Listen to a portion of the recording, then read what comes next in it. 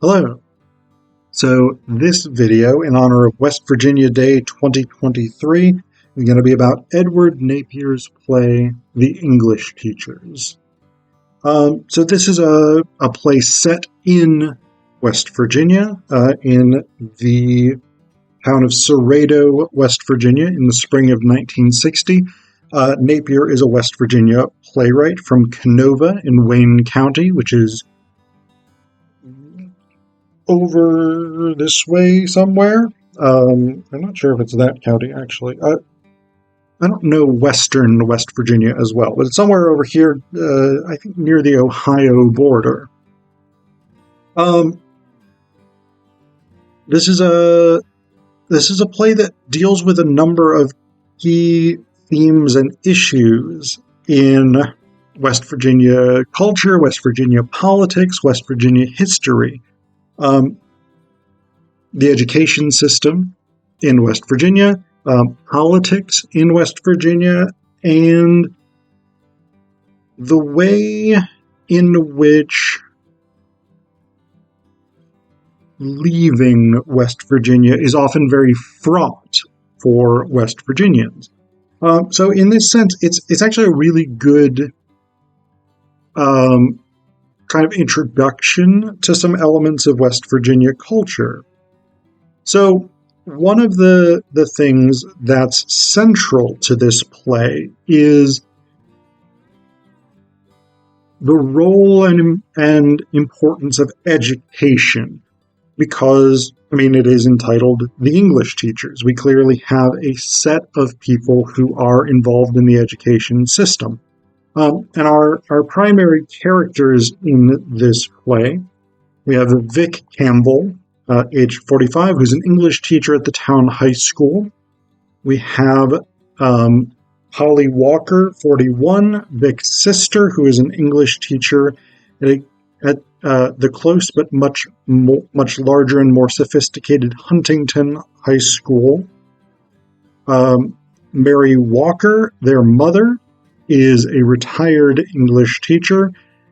And then Ruthie Davies, also known as Miss Ruthie, is the high school math teacher. And then one of the other characters is Bobby Preston, 25, part-time college student originally from near Louisa, Kentucky, and he wants to become a teacher, or is thinking about becoming a teacher. The other character is Lib Campbell, Elizabeth Fay Campbell, Vic's daughter. So one of the things that's interesting, this is 1960, which is kind of in itself an interesting period for education, because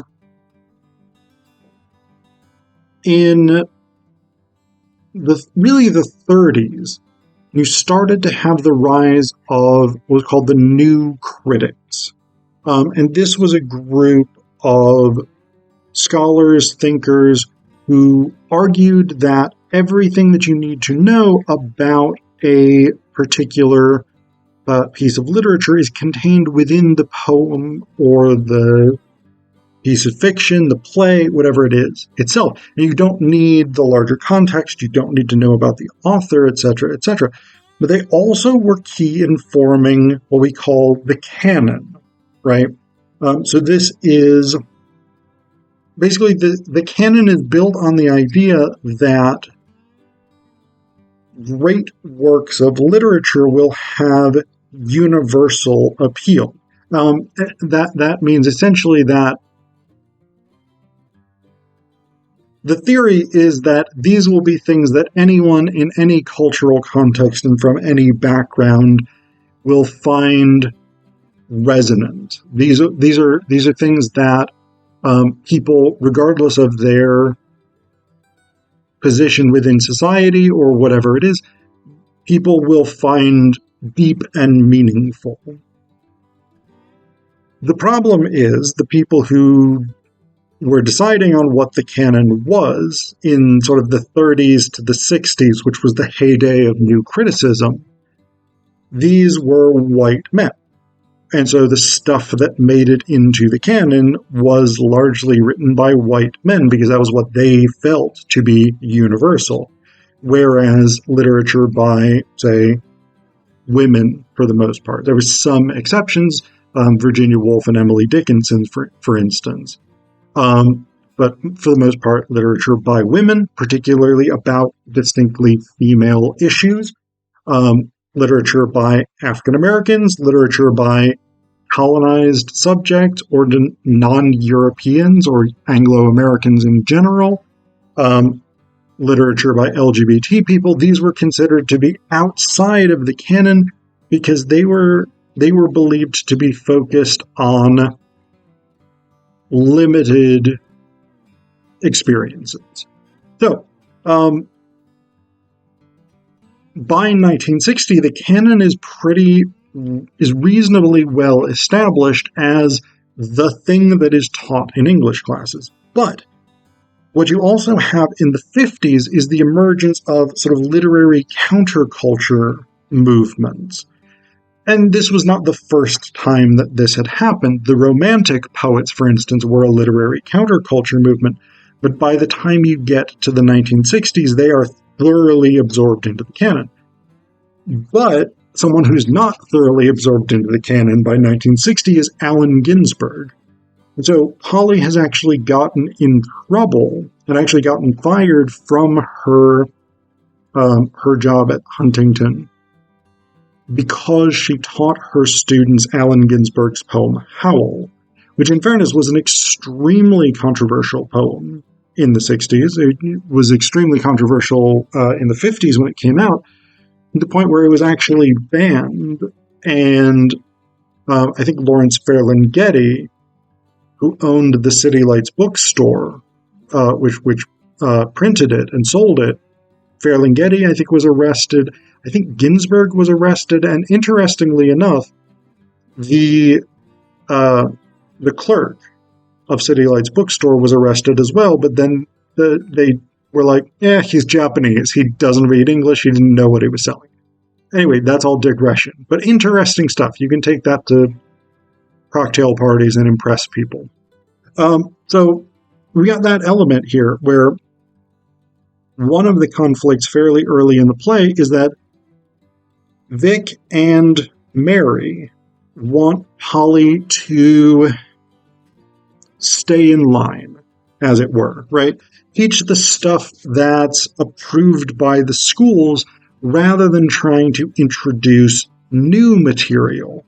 And of course, by today, for the most part, no university, even most high schools, would not have any sort of problem with people teaching Howl. Middle schools, elementary schools might be more of an issue. But Ginsberg is now a recognized giant of American letters. But we get this theme introduced of this sort of conflict between an old, somewhat conservative, stodgy society on the one hand versus a movement toward modernity and the contemporary world. And this is interestingly woven throughout the different elements of this play. In part because West Virginia is in a very West Virginia is culturally weird. I love West Virginia, but it's weird. It's a weird place. It is a place that is full of contradictions. And I know to a certain extent every place is full of contradictions, but West Virginia is a state that was formed, West Virginia Day. It's a state that was formed basically in response to the Confederacy's defense of slavery during the Civil War. West Virginia split off from the Confederacy to rejoin the Union out of protest about the centrality of slavery to the Confederacy. And yet, West Virginia culturally has often aligned more with the sort of unreconstructed lost cause ideology. So Vic is running for West Virginia House of Delegates. She's a Democratic candidate. This is the 1960 election, so John F. Kennedy is the Democratic candidate for president. And Vic finds herself in this odd position because there's a dispute about the position of African Americans and civil rights in West Virginia. And Bobby is basically confronting Vic because there was a sit-in. And Bobby, who's renting a room from Vic, or renting a sort of shed thing that he's living in, he wants her to use her political position to take a stand in favor of civil rights. And what Vic says is not that she disagrees with civil rights, but he says, "Now, Bobby, I can't afford to go to bat for the colored. Not that it's really even a political issue. West Virginia never had a lot of Jim Crow, just the segregation of schools."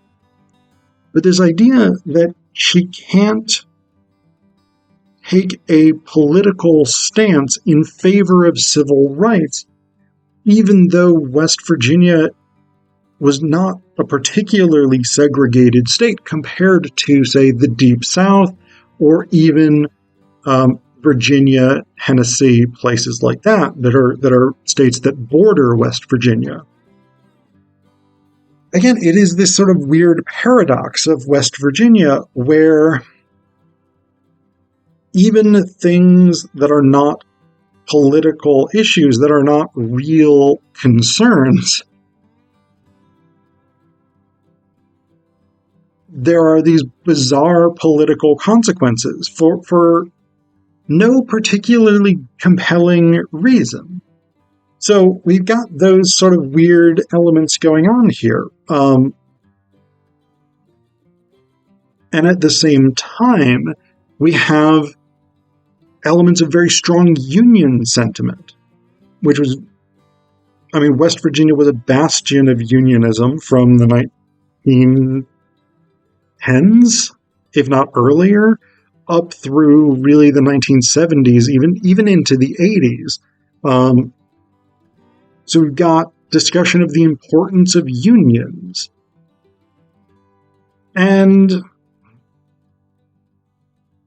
again, it's one of those things where like West Virginia has this massive union heritage, and yet now the state is politically dominated by people who are anti-union, who want to destroy the power of unions. The Republican Party is anti-union. So we've got all of these elements here, all of these sort of weird contradictory elements. We've got the intertwining of politics and religion, because at one point Vic goes to a revival meeting, and her political opponent tries to like play up his religiousness, and he's like campaigning at this revival meeting, and Vic does a fairly slick thing where like she's called upon to give a political speech, and she's like, whoa, my opponent might be here to do politicking, but I'm here because I love Jesus. And like she wins over the crowd. So we got all these elements. Again, these like weird, contradictory, sort of swirling elements of West Virginia culture, and figuring out how to navigate things. But the sort of overarching concern is kind of ultimately Lib's story. And I haven't talked a tremendous amount about Lib. Vic's daughter is in a very common position for young people in West Virginia, in that she really wants to get out of the state. Like she's dedicated to getting out of the state, but she feels there are no opportunities, there's no there's nothing going on. There's nothing to keep her there. Nothing worth staying in West Virginia for. So even from Act 1, Scene 1, we get this statement. She and Polly hear a train whistle go, and Lib says, "Oh, Aunt Polly, I wonder where that train's going. I'd do anything to get out of this hick burg." And then a little bit later,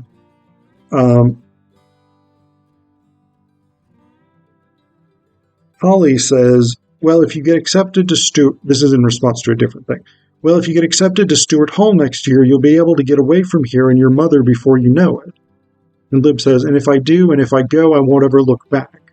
Of course, after I write my novel, I won't be welcomed back, just like Grace Metalius after Peyton Place." I think I pronounced that name wrong. I'm sorry. Honey, of course, my book about Cerrado, Canova, West Virginia will make Peyton Place look like a trip to the local amusement park. Just let me tell you that right now. So there's this deep desire to get out of West Virginia, and this sense that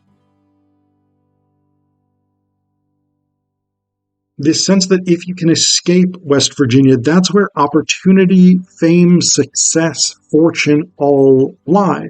But one of the tricky things that a lot of West Virginians find, and I think this is deeply ingrained in people by West Virginia culture and the sort of insular nature of West Virginia culture, going back to the Scots-Irish and this sort of clannish mentality,